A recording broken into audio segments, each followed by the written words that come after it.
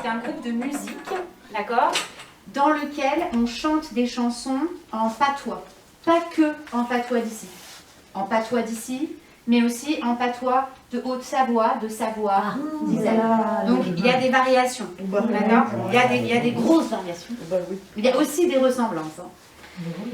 Et du coup, moi, je ne parle pas le patois. Ça me plaît beaucoup, j'aime l'entendre, j'ai envie de l'apprendre, mais je ne le parle pas. Je le chante dans des chansons, mon travail c'est de chanter des chansons, donc ça je sais faire. Par contre, parler patois comme ça, je ne sais pas faire. Alors vous, par contre, vous allez peut-être pouvoir nous dire un peu des choses. Le plus proche du nôtre, c'est le Val d'Aoste.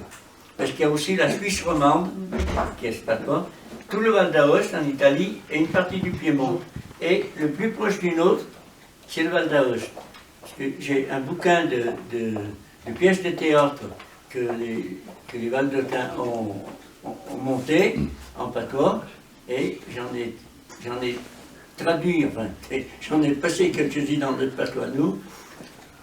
Il y a quelques passages, j'ai eu des difficultés, mais en général, j'ai assez bien lu, et donc on a joué quelques pièces de théâtre que les gars du Val d'Aoste avaient construites. Du coup, oui, c'est intéressant de se dire que le patois, on parle de choses très locales, mais pourtant ça résonne jusque loin. Parce que le Val d'Aoste, c'est quand même en Italie. Donc, du coup, Et c'est le plus proche du nôtre. Et donc on reprend des chansons en patois arpitan, on dit aussi franco-provençal. Et nous, comme on est bien centré sur les monts lyonnais, il y a des chansons des monts lyonnais, mais il y a aussi des chansons de Savoie, de l'Ain, d'Isère, enfin voilà, toute la zone des patois arpitans. Je peux vous raconter un petit truc tout de suite. Là. On a une fille qui s'est mariée à Arèche-Beaufort. Le lendemain, je suis allé me promener et il y a un gars qui était en train de faucher avec sa daille. Alors je me suis arrêté, je me suis approché, me voyant venir, il s'est dit tiens, un touriste qui veut que je lui indique quelque chose.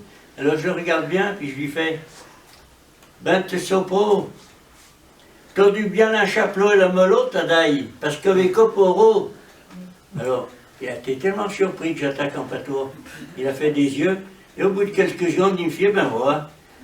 Donc il avait tout compris, mais il a été tellement surpris que j'attaque en patois qu'il n'a pas répondu tout de suite. Donc il y a quand même beaucoup de similitudes avec le savoyard. oui. Quand mon grand-père met son eau, son avena, a met son eau la paille, a met son eau la gron, a chapeau d'oubli, À l'aveuglement. Oh, ma joya vena, oh, ma joya vena. Quand mon grand-père et cueillot son avena, a le cueillot la paille, a le cueillot le gron, a machelot le pi, non, a chapeau d'oubli, a le bon le bas. Oh, ma joya vena, oh, ma joya vena. Quand il y a un vapeur. Oh yeah, joya vena, oh yeah, joya vena, oh yeah, joya vena, oh yeah, joya vena.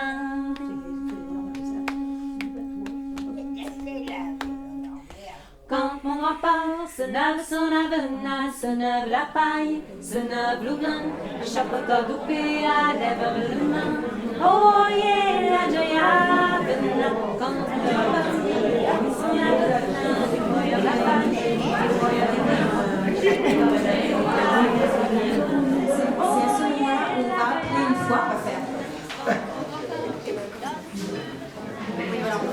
Quand mon grand-père se neuve son avena, quand mon grand-père se... Voilà, donc on répond et après on chante tous ensemble jusqu'au refrain. Après on reprend. Et c'est nous qui appelons. Quand mon grand-père visitava son avena, quand mon grand-père visitava son avena. Voilà, on va faire quelque chose comme ça.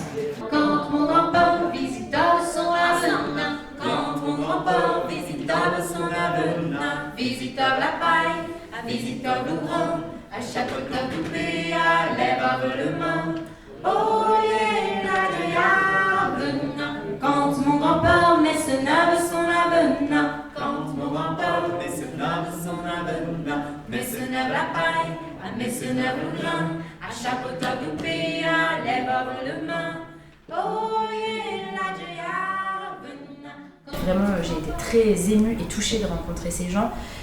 Depuis qu'on a démarré, on a eu beaucoup de choses à faire et puis il y a eu le Covid aussi qui nous, mine de rien, pendant 2 ans, qui nous a isolés en fait de possibilités d'interaction, surtout avec les anciens et les anciennes. Mais moi, pour moi, de faire ça, c'était une immersion passionnante et ça ancre quelque chose. En fait, je suis plus hors sol du coup. Là, je suis dans un lien direct, ça me donne envie de m'adresser à ces gens, de leur demander des trucs. Et je trouve ça cool, quoi. C'est intéressant parce que